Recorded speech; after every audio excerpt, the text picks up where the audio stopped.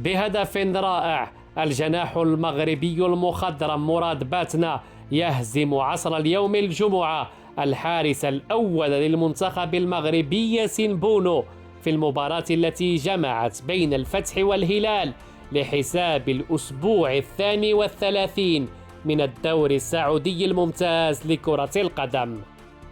وسجل باتنا الهدف الثالث لأصحاب الأرض في الدقيقة 82 قبل أن يعود الهلال في آخر أنفاس المباراة وينتزع فوزا ثمينا بحصة 4 أهداف مقابل 3.